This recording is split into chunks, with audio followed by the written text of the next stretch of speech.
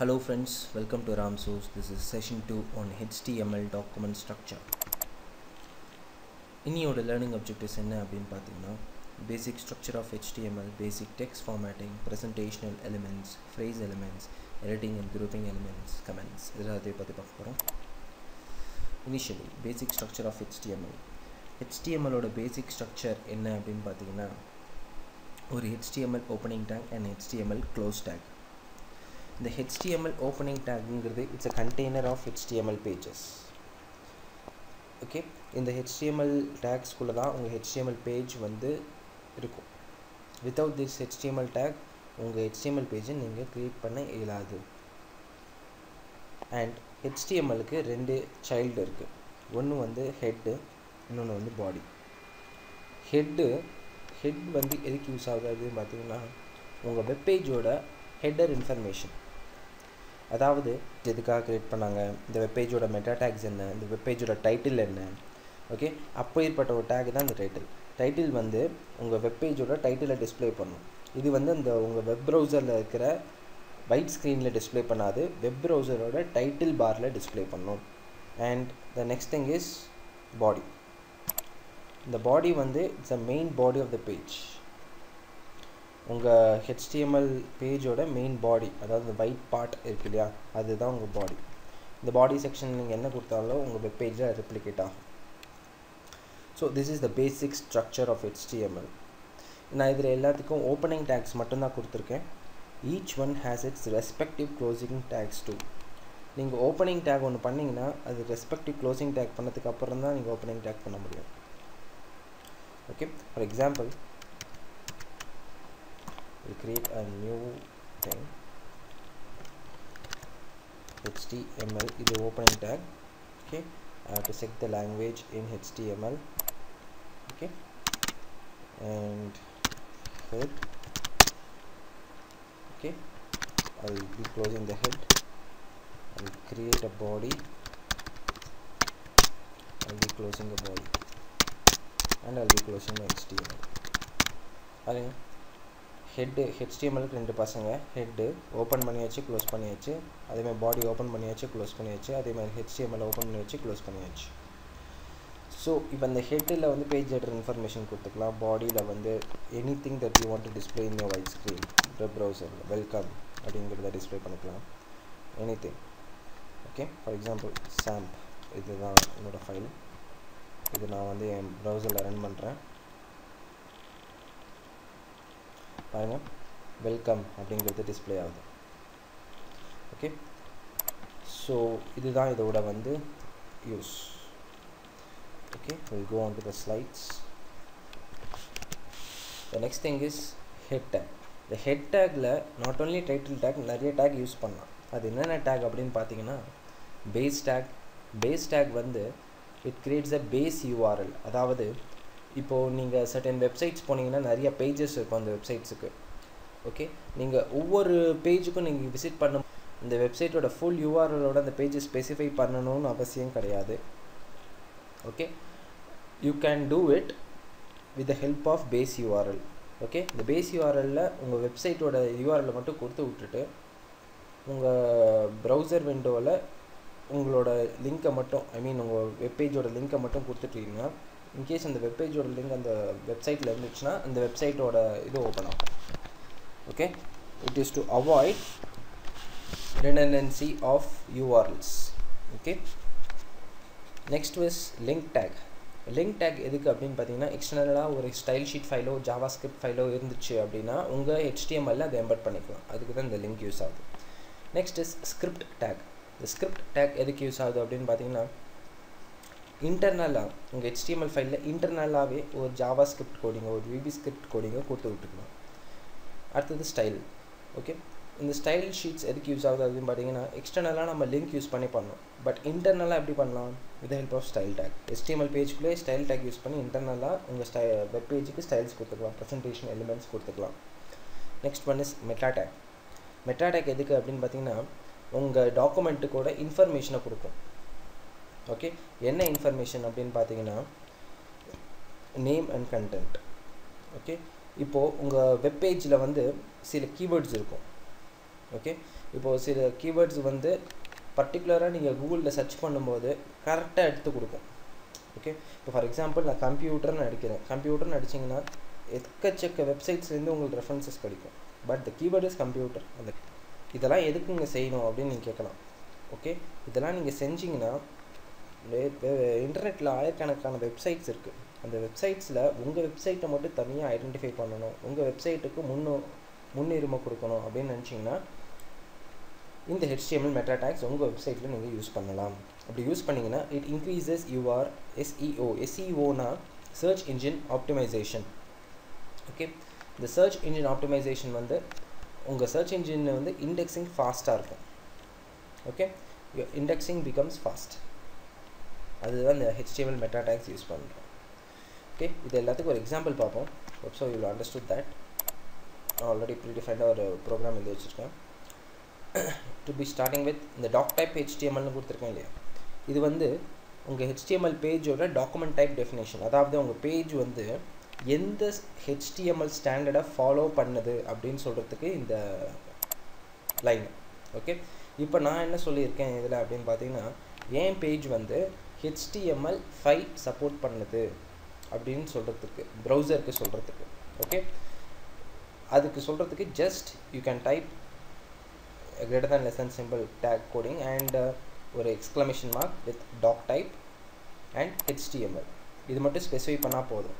But later versions, ஐ மீன் இதுக்கு முன்னாடி வெர்ஷன்ஸ்லாம் வந்து HTML4 HTML3லாம் பார்த்தீங்கன்னா ட்ரான்ஸ்லேஷனலாக ஸ்ட்ரிக்டாக எல்லாத்தையுமே நீங்கள் சொல்லணும். அது XHTML HTML எல்லாத்தையுமே நீங்கள் சொல்லணும். பட் இதில் அது தேவையில்லை. HTML5ல it has been very simplified. Okay, and it has become just this single line. Okay, இது டைப் பண்ணிட்டீங்கன்னா it governance HTML5 standard.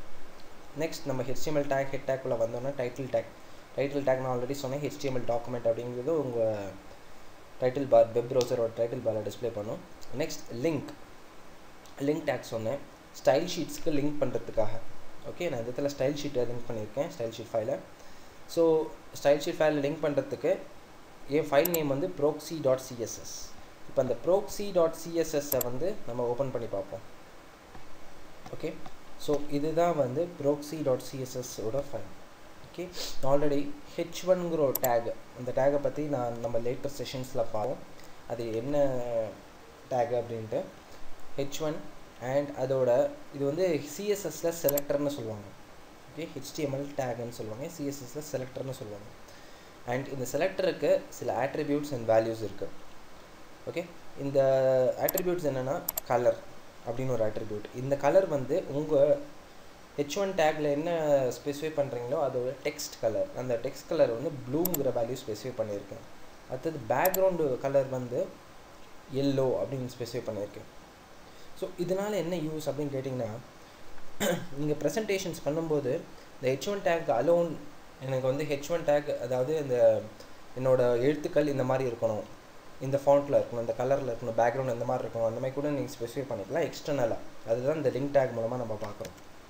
Okay, so இப்போ இந்த லிங்க் டேக் மூலமாக பார்க்கும்போது just we'll hop out to our coding. So இப்போ இந்த link tag மூலமாக பார்க்கும்போது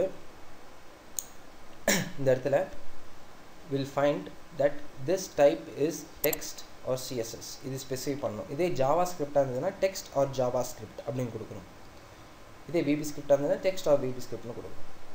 HREF ஆட்ரிபியூட் வந்து it's a linkage. Okay, hyper reference அப்படின்னு சொல்லுவாங்க. எதுக்கு ஹைப்பர் ரெஃபரன்ஸ் பண்ணுறோம் அப்படின்னா proxy.cssங்கிற ஒரு கேஸ்கேடிங் ஸ்டைல் ஷீட் ஃபைலை வந்து ரெஃபர் பண்ணுறோம் அப்படிங்கிறது எடுத்து சொல்கிறோம். ஓகே, ஸோ இப்போ இது ரெஃபர் பண்ணோன்னே இந்த h1 டேக் இங்கே யூஸ் பண்ணியிருக்கோம் பாருங்கள் நம்ம ப்ரோக்ராம் கோடிங்கில். அது வந்து இதுக்கு என்ன கவர்ன் பண்ணியிருக்கோமோ அந்த கவர்னன்ஸ் இதை எடுத்துக்கும். அது நம்ம நெக்ஸ்ட்டு இதில் பார்ப்போம். ஓகே, ஸோ இப்போது நெக்ஸ்ட் இஸ் பேஸ் URL. இப்போ இந்த பேஸ் URL எது அப்படின்னு பார்த்தீங்கன்னா, HREFல ஹைப்பர் ரெஃபரன்ஸ் வந்து ஃபைலுக்கு மட்டும்தான் பண்ண முடியுமா அப்படின்னு கேட்டிங்கன்னா இல்லை, ஒரு எக்ஸ்டர்னலாக ஒரு லிங்க்கு கூட, ஓகே, ஒரு கமர்ஷியல் லிங்க்கு கூட நீங்கள் கொடுத்துக்கலாம். http://www.cnn.com. இதுக்கு நான் cnn.comக்கு நான் லிங்க் கொடுத்துருக்கேன். இப்படி லிங்க் கொடுத்துட்டு நான் என் HREFல பாருங்கள் index.htmlனு கொடுத்துருக்கேன். ஒன்ஸ் நான் இதில் வந்து இது வந்து ரிலேட்டிவ் URLனு சொல்லுவாங்க. ஓகே, இப்போ நான் அதை கிளிக் பண்ணால் என்னோட பேஸ் யூஆர்எல் வந்து ஹாப் அவுட் ஆகும். பார்க்குறீங்களா? இப்போ பாருங்க, we'll run it.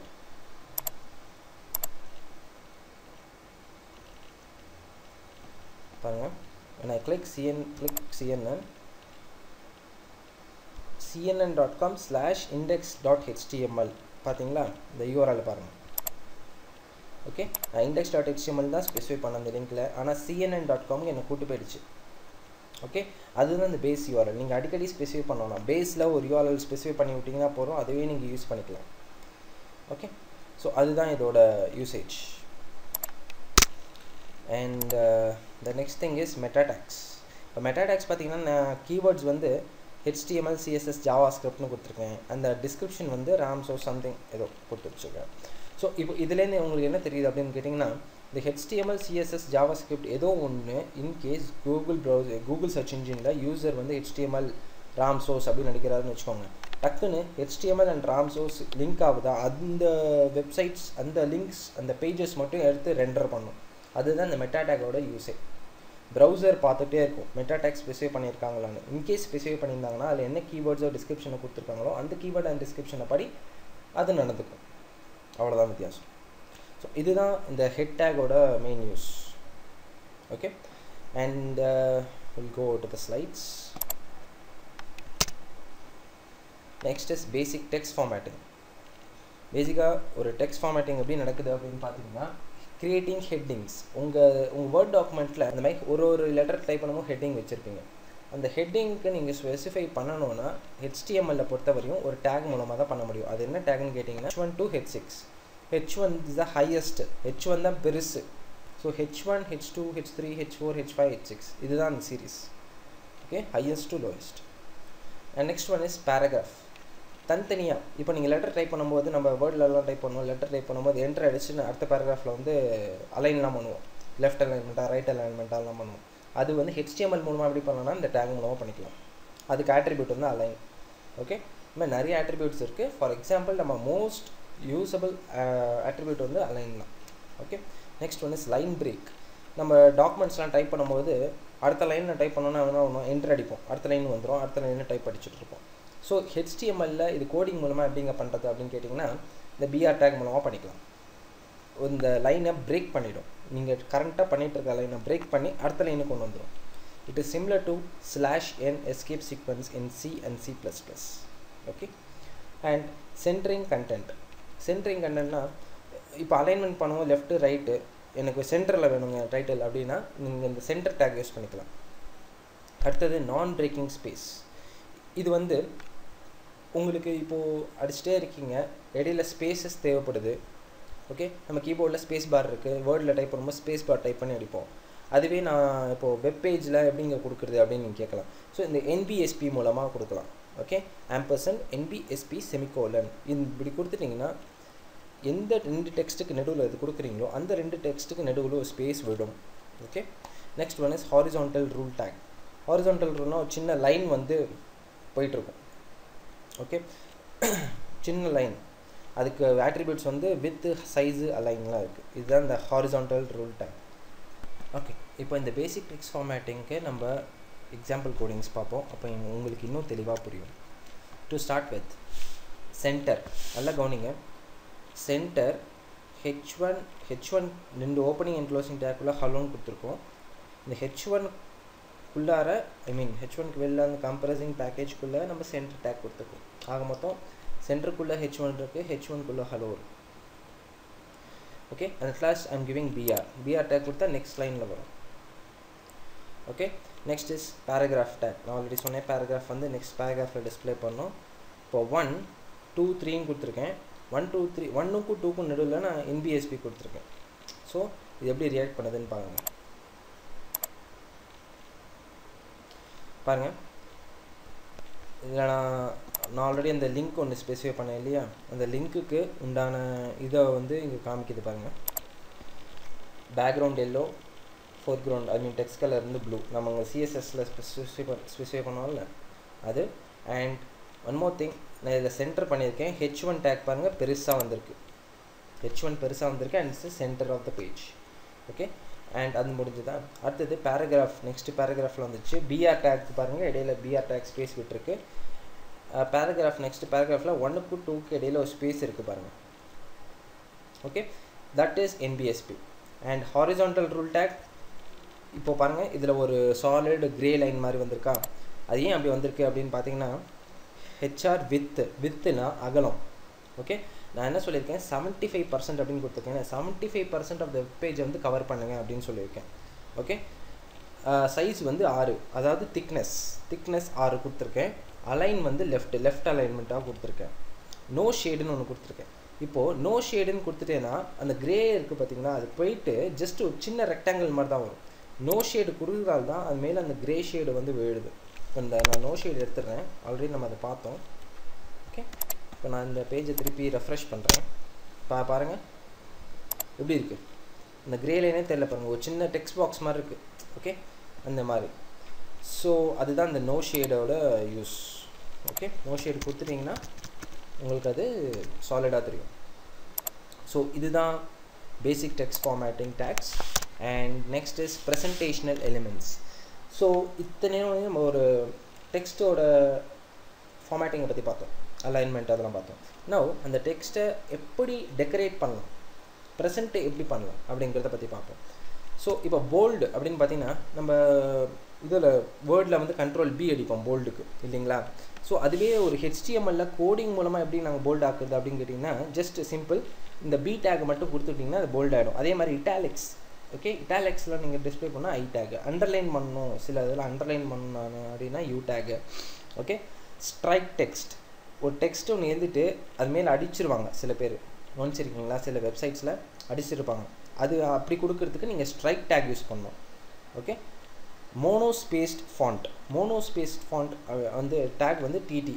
இந்த மோனோஸ்பேஸ்ட் வந்து HTML நிறைய டேக்ஸ் இருக்குது. ஓகே, அதில் ஒன்று தான் இந்த டிடி. மோனோஸ்பேஸில் எதுவும் இல்லை, ஈக்குவல் ஸ்பேஸ்டு ஃபாண்ட்டுன்னு சொல்லுவாங்க. இப்போ ஃபார் எக்ஸாம்பிள் இந்த டைம்ஸ் நியூ ரோமன்லாம் பார்த்தீங்கன்னா ஏ பெருசாக இருக்கும், எஸ் சின்னதாக இருக்கும். ஓகே, இன்ஈக்குவலாக இருக்கும் இல்லையா. பட் இந்த மோனோஸ்பேஸில் பார்த்தீங்கன்னா கேபிட்டலாக இருக்கட்டும் ஸ்மாலாக இருக்கட்டும் எல்லாம் ஒரே லைனில் தான் இருக்கும். ஓகே, ஒரே சைஸில் தான் இருக்கும். அதான் ஈக்குவல் ஸ்பேஸ்ட் ஃபாண்ட் அப்படின்னு சொல்லுவாங்க. அடுத்தது சூப்பர் ஸ்கிரிப்ட் டேக். இந்த சூப்பர் ஸ்கிரிப்ட் டேக் வந்து எதுக்கு யூஸ் ஆகுது அப்படின்னு கேட்டிங்கன்னா உங்கள் ஃபார்முலாஸ். ஓகே, a+b² இந்த ஸ்கொயர் ஸ்பெசிஃபை பண்ணுறதுக்கு யூஸ் பண்ணலாம். ஓகே, அதே மாதிரி இந்த சப்ஸ்கிரிப்ட் வந்து x⁻2 log⁻2 அப்படிலாம் ஸ்பெசிஃபை பண்ணுவோம் இல்லையா, log base 2, அதுக்கு இந்த சப்ஸ்கிரிப்ட் அதுக்கு யூஸ் பண்ணலாம். Large text. ஓகே, பெரிய டெக்ஸ்ட் பிக் அப்படின்னு கொடுத்தீங்கன்னா பெருசாக காட்டும், ஸ்மாலர் டெக்ஸ்ட்னால் சின்னதாக காட்டும்.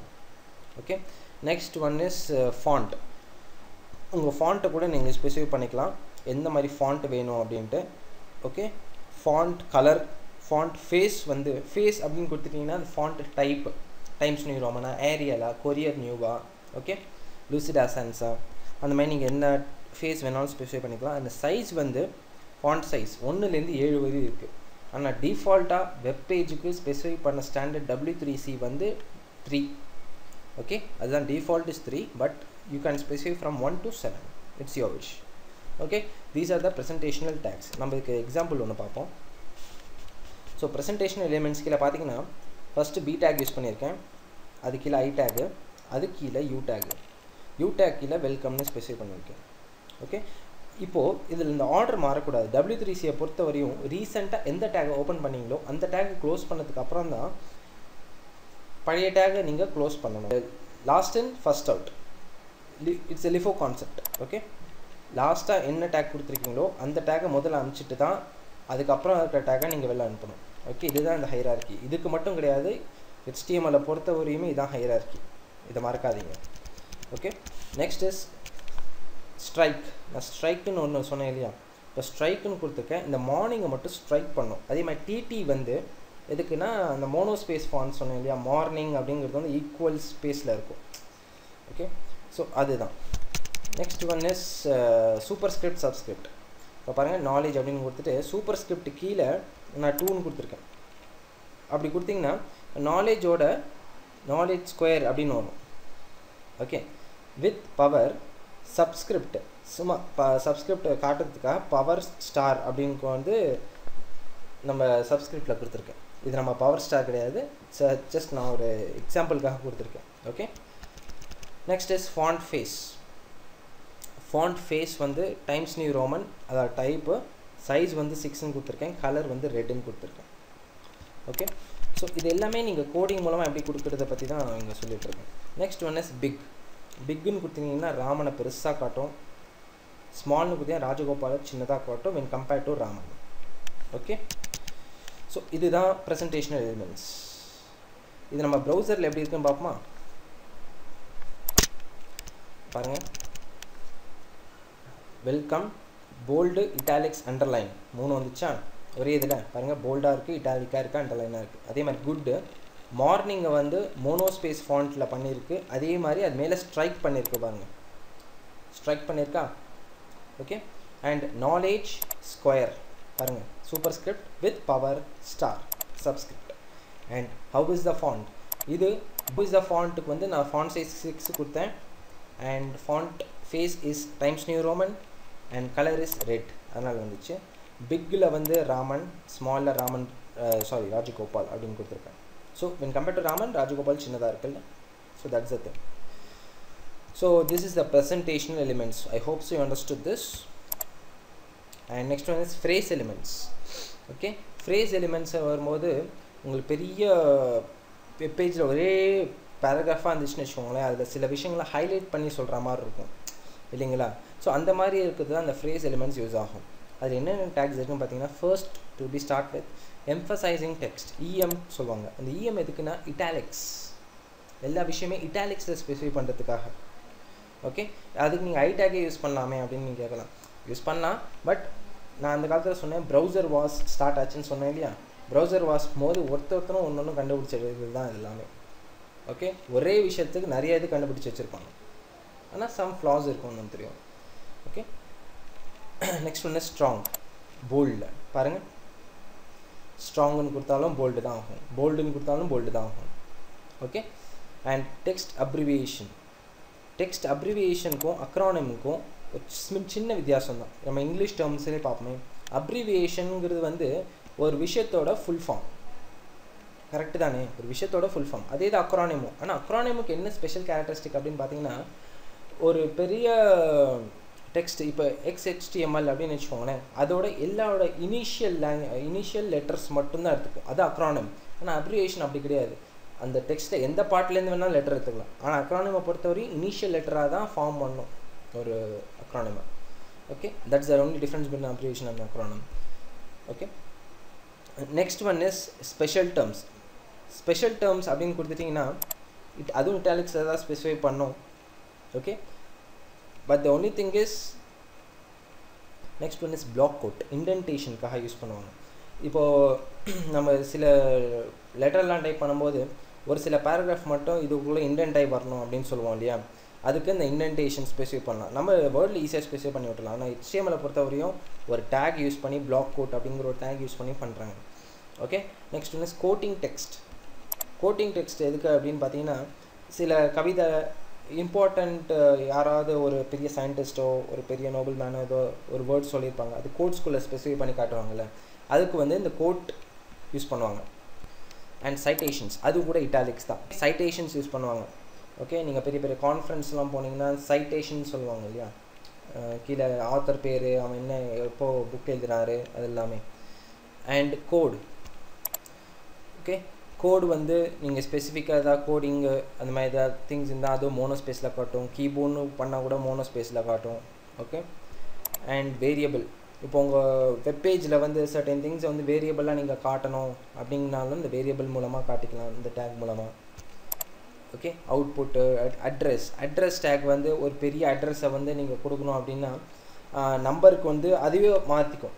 நம்பரை வந்து இப்படி காட்டணும், தெருவு எப்படி காட்டணும், நாடை எப்படி காட்டணும், இடத்த எப்படி காட்டணும் அப்படின்னு அது இதே பண்ணிக்கும். ஓகே, ஸோ அதுக்கு ஒரு ஃபாண்ட் அதுவே டிசைட் பண்ணிக்கும். அண்ட் ப்ரீ ஃபார்மேட்டட் டேக், இது வந்து நம்ம இப்போது சி கோடிங்லாம் கொடுத்துருவோம்னு வச்சுக்கோங்க, மெயின் ஃபங்க்ஷன் அதுக்குள்ளே printf தான் கொடுக்குறோம்னு வச்சுக்கோங்களேன். இது நீங்கள் சாதாரணமாக வெப்பேஜில் டைப் பண்ணாலும் பிரிண்ட் ஆகும், ஆனால் ஒரே லைனில் பிரிண்ட் ஆகும். ஓகே, அப்புறம் நீங்கள் அதுக்கு பிஆர் டேக் கொடுத்து அடுத்த லைனில் பிரிண்ட் ஆகிறதுக்கு பிஆர்இன்னு ஒரே டேக்கை கொடுத்துட்டு நீங்கள் அப்படியே இந்த கோடிங் ஃபார்மேட்லேயே வர வச்சிடலாம். Okay. So it's an advancement. இது மோஸ்ட்லி ஜாவா ஸ்கிரிப்டில் யூஸ் பண்ணுவாங்க. ஓகே, இதுக்கு நம்ம எக்ஸாம்பிள் பார்ப்போம். Phrase elements. இப்போ இந்த ஃப்ரேஸ் எலிமெண்ட்ஸ்க்கு இனிஷியலாக ஏபிபிஆர் பாருங்கள், டைட்டில் ஏபிபிஆருக்கு ஆட்ரிபியூட் டைட்டில், அந்த டைட்டிலுக்கு ராம் சோர்ஸ் அப்படின்னு ஸ்பெசிஃபை பண்ணியிருக்கேன். இப்போ ஆர்எஸ் இஸ் இப்போ ஆர்எஸ் மூலமாக ஆர்எஸ் மேலே நான் சும்மா அப்படி ஹோவர் பண்ணேன்னு வச்சுக்கோங்க, மவுசத்துக்கு வச்சேன்னா ராம் சோர்ஸ் அப்படிங்கிறது வந்து காட்டும். ஸோ ஆர்எஸோட அப்ரிவியேஷன் வந்து ராம் சோர்ஸ் அப்படிங்கிறத வந்து எடுத்து சொல்கிறதுக்கு தான் இந்த டேகு. அது அடுத்தது Q அண்ட் EM. EM வந்து நான் ஆல்ரெடி சொன்னேன், எம்பசைசிங் டெக்ஸ்ட் இட்டாலிக்ஸில் ஸ்பெசிஃபை பண்ணோம், as well as double quotes Q கொடுத்ததில் டபுள் கோட்ஸில் ஸ்பெசிஃபை பண்ணோம்.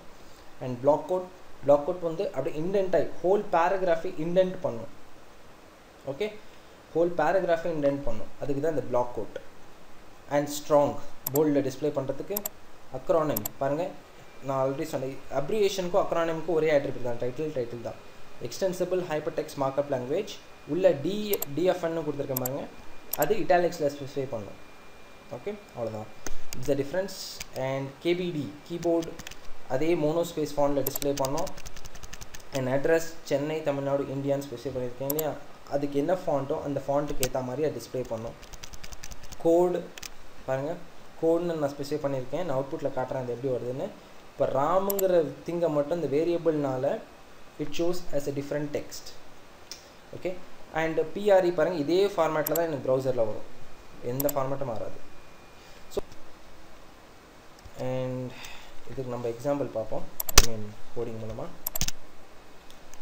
பாருங்கள், RS is a educational website. பாருங்கள், எஜுகேஷ்னல்ங்கிறது வந்து எம்ஃபசைஸாக இருக்குது வித் கோட்ஸ். இப்போ ஆர்எஸ் மேலே என் மவுஸ் அப்படி இருக்கிற பாருங்க, என்ன காட்டுது, ராம் சோர்ஸுங்கிறது காட்டுதா, அதுதான் அப்ரிவியேஷன். திஸ் சாப்டர் மட்டும் போல்டில் வந்திருக்கு because it is strong. Covers marking up text in XHTML பாருங்கள், extensible hyper text markup language அப்படிங்கிறது வந்து எனக்கு ஹோவர் பண்ண அப்படி பாப்பப் ஆகி காட்டுது. Next hello is my keyboard element. பாருங்கள் எப்படி காட்டுதுன்னு, ஏதோ அந்த கொரியர் நியூ ஃபாண்ட்டில் டைப் பண்ணி காட்டுற மாதிரி காட்டுதுப்பாங்க. அதே மாதிரி சென்னை, அந்த அட்ரஸ் பாருங்கள், இட்டாலிக்ஸ், நான் இட்டாலிக்ஸ் ஸ்பெசிஃபை பண்ணவே இல்லை, அது ஒரு ஃபாண்ட் எடுத்துக்கிட்டு இட்டாலிக்ஸில் எனக்காகவே பண்ணி கொடுத்துருச்சு. இதுக்காக நான் இட்டாலிக்ஸ் டேக் தனியாக ஸ்பெசிஃபை பண்ணணும்னு அவசியம் கிடையாது. நெக்ஸ்ட் டாக்குமெண்ட்.ரைட் அது வந்து நான் என்ன டேக் ஸ்பெசிஃபை பண்ணேன், டாக்குமெண்ட்.ரைட் கோடு டேக் ஸ்பெசிஃபை பண்ணேன். கோட் டேக் பாருங்கள் எப்படி காட்டுதுன்னு, கோட் டேக் அதே கொரியர் நியூ தான், ஆனால் ராம் மட்டும் பாருங்கள் கொஞ்சம் இட்டாலிக், கொஞ்சம் நல்லா ஒத்து பார்த்தீங்கன்னா தெரியும், கொஞ்சம் இட்டாலிக்காக இருக்கும், அது வேரியபிள்னு காட்டுறதுக்காக. அண்ட் ப்ரீ ஃபார்மேட்டட் கோடிங் வந்து பாருங்கள் இந்த கோடிங் மாதிரியே காட்டுது. நீங்கள் அந்த பிஆர்இ எடுத்துகிட்டு பண்ணிங்கன்னா மெயின் அது பக்கத்துலேயே இந்த பிரேசஸ் பிரிண்ட் ஆஃப் அப்படியே ஒரே லைனில் பிரிண்ட் ஆகும். ஓகே, ஸோ இதுதான் உங்களோட phrase elements. Next one is editing and grouping elements. இந்த எடிட்டிங் அண்ட் குரூப்பிங் எலிமெண்ட்ஸில் பார்த்தீங்கன்னா டு ட்ராக் சேஞ்சஸ். ஓகே, உங்கள் சேஞ்சஸை நீங்கள் ட்ராக் பண்ணி, இப்போ ஃபார் எக்ஸாம்பிள் சில வெப்சைட்ஸ் க்ரியேட் பண்ணியிருப்பாங்க, அந்த இடத்துல இப்போ ஒரு வெப்பேஜ் ஒருத்தன் க்ரியேட் பண்ணிட்டே இருக்கான், டக்குன்னு அவன் வேறு ஏதோ வெப்பேஜ் க்ரியேட் பண்ண போயிட்டு அந்த வெப்பேஜ் அப்படியே பாதிலே நிற்கிதுன்னா, புதுசாக அதில் ஒன்றும் உட்காரான்னா அவன் எந்த இடத்துல விட்டுட்டு போனாங்கிற விஷயம் நமக்கு தெரியணும் இல்லையா. ஓகே, ஸோ அந்த மாதிரி டாக்குமெண்டேஷன் பார்ட் சொல்கிறது வந்து இந்த INS, அதாவது இன்சர்ட் அண்ட் டெலீட் டேக் தான். இந்த இன்சர்ட் டேக் வந்து புதுசாக டெக்ஸ்ட்டை ஆட் பண்ணுங்கிறத சொல்லும். அது ப்ரௌசரில் எப்படி சொல்லணும்னா டெக்ஸ்ட் பாக்ஸ் மாதிரிலாம் காட்டாது, ஜஸ்ட் அந்த எந்த டெக்ஸ்ட்டு கீழே ஸ்பெசிஃபை பண்ணுறீங்களோ அந்த டெக்ஸ்ட்டு கீழே ஒரு அண்டர்லைனோ அப்படின்னு காட்டும். அதுவே டெலீட்டுங்கும் போது அதே டெக்ஸ்ட் மேலே ஸ்ட்ரைக் அவுட் பண்ணிடும், அவ்வளோதான் வித்தியாசம். ஸோ இதை பார்த்து அவன் தெரிஞ்சுக்கலாம், ஸோ இது டெலீட் பண்ண வேண்டியது, இது இன்சர்ட் பண்ண வேண்டியது அப்படின்னு அவன் தெரிஞ்சுக்கலாம். So in order to inform a newcomer, அவ்வளோதான். And group, it's most important thing. Okay, இப்போ நீங்கள் பெரிய பெரிய வெப்சைட்ஸ்லாம் டிசைன் பண்ணும்போது ஏகப்பட்ட text and web pages create பண்ண வேண்டியது வரும். ஸோ எல்லாத்துக்குமே ஒரு டிவிஷன் வேணும். ஓகே, டிவிஷன் வேணும். இந்த டிவிஷன் வந்து டிவ் டேக் அப்படின்னு சொல்லுவாங்க. ஓகே, ஒரு பிளாக்காக குரூப் பண்ணுறது. இப்போ சில வெப்சைட்ஸை பார்த்துருப்பீங்க, ஹெட்டர் இங்கே மேலே இருக்கும், பக்கத்தில் சைடில் மெனு இருக்கும், கீழே காப்பிரைட் செக்ஷன் இருக்கும், நடுவில் வந்து உங்களோட மெயின் கண்டென்ட் இருக்கும். அது எல்லாமே டிவ் மூலமாக தான் பண்ணுறாங்க. அண்ட் ஸ்பேன் அப்படின்னு பார்த்தீங்கன்னா இன் order to group your text, அவ்வளோதான் வித்தியாசம். ஓகே, ஸோ நம்ம இதை இப்போ பாருங்கள், div id rs is my id specify பண்ணியிருக்கேன், rsங்கிற ஒரு ஐடி ஸ்பெசிஃபை பண்ணியிருக்கேன் டிவிஷனுக்கு. அண்ட் பேராகிராஃப்க்கு வந்து this website, அதுக்கு அப்புறமா நான் ஸ்பேன் ஐடி கொடுத்துருக்கேன். ஸ்பேன் ஐடி பேர் ஆர்எஸ்எஸ் அண்ட் அதோட ஸ்டைல் கலர் க்ரீன்னு கொடுத்துருக்கேன். இப்படி கூட நீங்கள் ஸ்பெசிஃபை பண்ணிக்கலாம். எக்ஸ்டர்னலாக ஸ்டைல் ஷீட் வச்சு தான் பண்ணணும் இல்லை, ஸ்டைலில் ஒரு ஆட்ரிபியூட் ஆஃப் கொடுத்த கூட நீங்கள் பண்ணிக்கலாம் ஸ்பேன் டேக்கு. ஓகே, அப்படி பண்ணும்போது சைட்டேஷன் ஆல்ரெடி சொன்னேன், ராம் சோர்ஸுங்கிறது வந்து இட்டாலிக்ஸ் தான் ஸ்பெசிஃபை பண்ணணும். ஸோ இதில் என்ன தெரியுதுன்னா அப்படின்னா பர்டிகுலர் இந்த ராம் சோர்ஸுக்கு மட்டும் you're specifying a style, this வெப்சைட்டுக்கு கிடையாது. ஓகே, அதே மாதிரி இன்சர்ட் பண்ணிங்கன்னா இப்போ அவுட்புட் கீழே அண்டர்லைன் வரும், அதே டெலீட் அவுட்புட் 1க்கு அப்படியே ஸ்ட்ரைக் அவுட் பண்ணிடும். இதுதான் ரெண்டுத்துக்கும் வித்தியாசம். இது நம்ம பார்ப்போம் ப்ரௌசரில். பாருங்கள், திஸ் வெப்சைட் ஒன்றுமே இல்லை, நார்மலாக இருக்குது. ராம் சோர்ஸ் மட்டும் க்ரீன் கலரில் காட்டுது. ஏன் க்ரீன் கலரில் காட்டுது? நான் க்ரீன் கலரில் ஸ்பெசிஃபை பண்ணியிருக்கேன். பாருங்கள், ராம் சோர்ஸ் மட்டும் ஸ்பேன், அந்த பர்டிகுலர் ராம் சோர்ஸை மட்டும் எனக்கு குரூப் பண்ணி க்ரீன் கலரில் காட்டு அப்படின்னு சொல்லியிருக்கேன். ஓகே, அதுதான். அண்ட் அவுட்புட் பாருங்கள், இன்சர்ட் அண்டர்லைனாக இருக்குது, டெலீட் ஸ்ட்ரைக் அவுட்டாக இருக்குது output 1. I hope so you understood this. Will move out to the next slide. And comment வந்து நீங்கள் இந்த மாதிரி ஸ்பெசிஃபை பண்ணிக்கலாம். ஆச்சரியக்குறி ஹைஃபன் க்ளோசிங் டேக். ஓகே, இப்படி ஸ்பெசிஃபை பண்ணிட்டீங்கன்னா உங்களுக்கு ப்ரௌசரில் கமெண்ட் ஆகிடும். அந்த பர்டிகுலர் திங் வந்து ப்ரௌசர் ரெக்கக்னைஸ் பண்ணாது, இக்னோர் பண்ணி விட்ரும். And one of the main core attributes வந்து ஐடி, கிளாஸ், டைட்டில், ஸ்டைல். இப்போ நம்ம ஸ்டைலு ஐடிலாம் பார்த்தோம் இல்லையா, இப்போ லாஸ்ட்டு ஸ்பேன் டேக்கில் பார்த்தோம். இதுதான் core attributes, not only for span tag, for each and every tags present in HTML. So இது எல்லா டேக்குமே ஒரு ஓப்பனிங் அண்ட் க்ளோசிங் டேக் இருக்கும், except for BR tag. Okay, அந்த இமேஜ் டேக் அது HTML ஃபைலில் தேவையில்லை, because it follows the XHTML standard. Okay, so இதுதான் இதோட basics. I hope so you understood this. In upcoming sessions we'll deal the other thing, and we came to the end of the session. Next session நம்ம lists and links பற்றி பார்ப்போம். இந்த session is a very long session. இந்த session உங்களுக்கு ஏதாவது doubts இருந்துச்சுன்னா please mail me. Thank you. Thanks a lot.